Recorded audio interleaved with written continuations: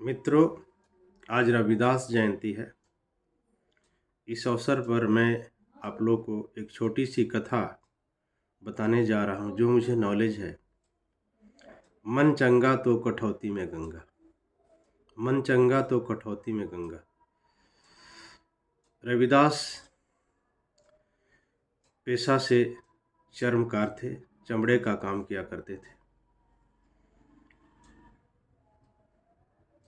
वो रामचरितमानस की इस लाइन पर विश्वास करते थे, कर्म प्रधान 20 रचि राखा, जो जस करे तस फल चाखा। उन्हें अपने कर्म में पूरा विश्वास था और कर्म की प्रधानता उनके जीवन में थी। धर्म में विश्वास करते थे, ईश्वर का नाम लेते थे, लेकिन कर्म उनके लिए सर्वोपरि था। वो अपने ग्राहकों को संतुष्ट करने के लिए दिन भर जूता बनाने का काम, चप्पल बनाने का काम करते थे।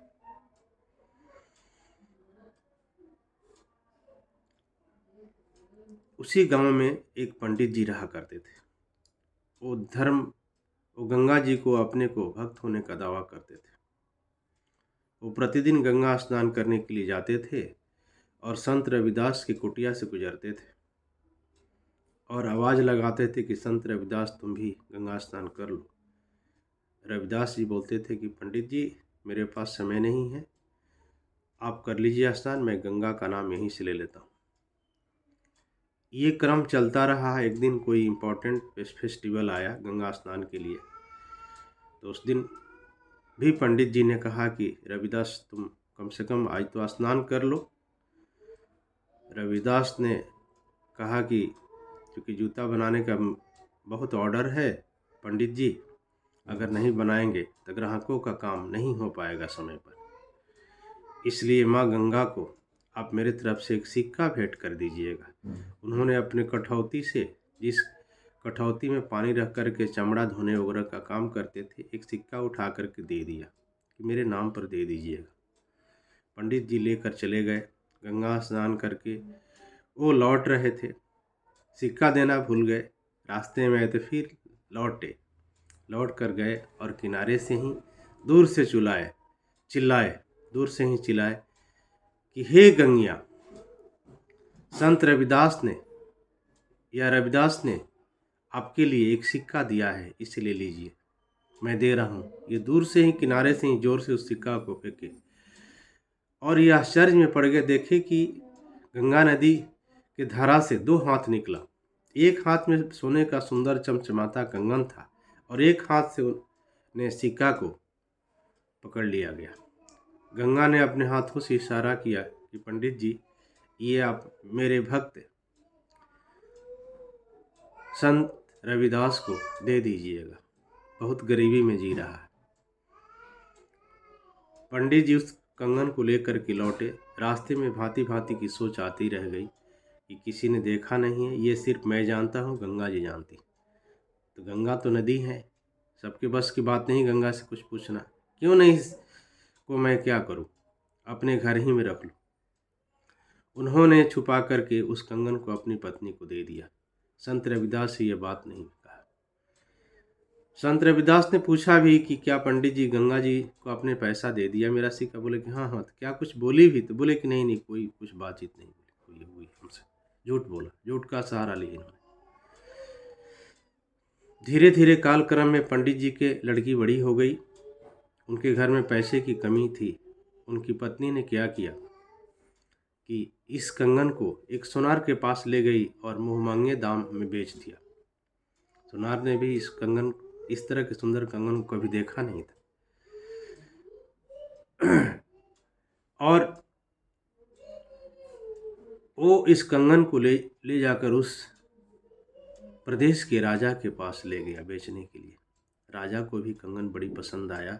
उन्होंने उस कंगन को ले लिया, खरीद लिया और रात्रि में रानी के पास गए। उन्होंने उस कंगन को भेंट किया रानी को। रानी ने जब उस कंगन को देखा तो बहुत प्रसन्न हुई और बोली कि हे राजन, इस कंगन का जो दूसरा जोड़ा है उसको भी ला दीजिए।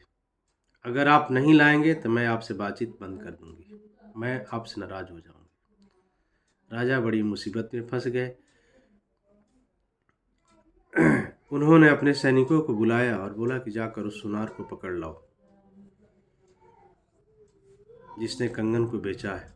सुनार को पकड़ लिया गया। सुनार ने कहा कि सर, इसमें मेरा कोई दोष नहीं है, मैंने इस कंगन को एक पंडित जी से खरीदा है। ठीक है, जाकर पंडित जी से तो बोलो पकड़ लाओ। सुनार के कहने पर उस राजा के सिपाहियों ने पंडित जी को पकड़ कर ले गए।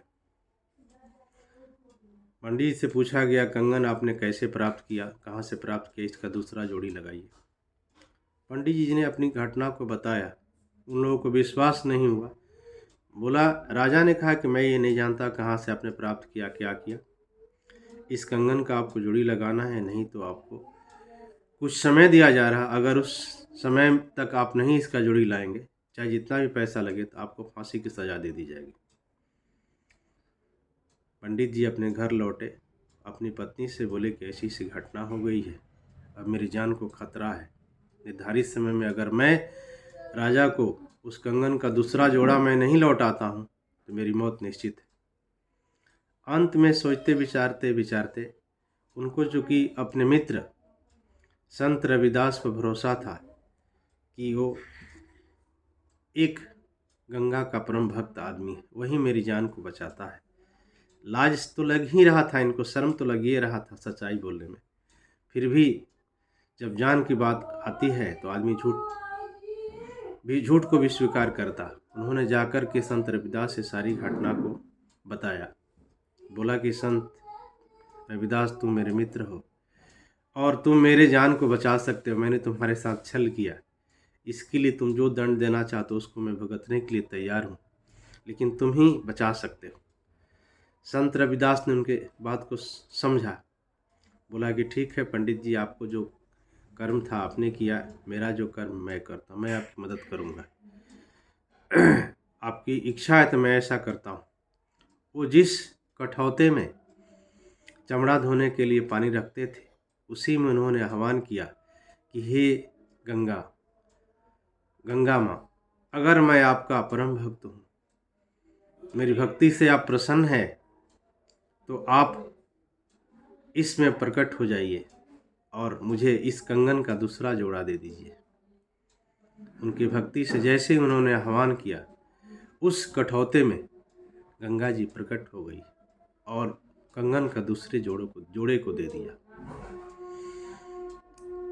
गंगा जी ने दूसरे जोड़े को दिया। इसके बाद उन्होंने पंडित जी को दूसरा जोड़ा दे करके जान उनका बचा लिया। तभी से ये कहावत प्रचलित हो गई कि मन चंगा तो कठौती में गंगा।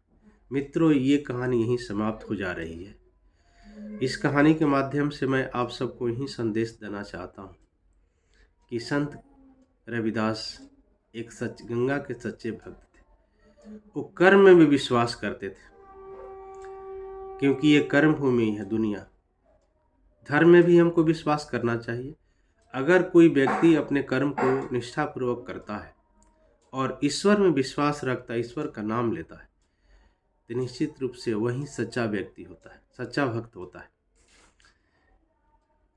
इसलिए आप अपने कर्म को निष्ठापूर्वक करिए और ईश्वर में विश्वास रखिए। निश्चित रूप से ईश्वर का वरदान आपको प्राप्त होगा, ईश्वर का आशीर्वाद आपको प्राप्त होगा। इन्हीं शब्दों के साथ मैं अपने इस वीडियो में अपनी वाणी को विराम देना चाहता हूँ और आपसे निवेदन करता हूँ कि अगर मेरा यह वीडियो आपको अच्छा लगे तो इसे लाइक करिएगा, अपना पॉजिटिव कमेंट करिएगा और चूँकि अब आपके सपोर्ट की आवश्यकता है, मुझे कुछ स्टार देकर के सम्मानित करिए आप लोग। इन्हीं शब्दों के साथ आप सबको नमस्कार, धन्यवाद।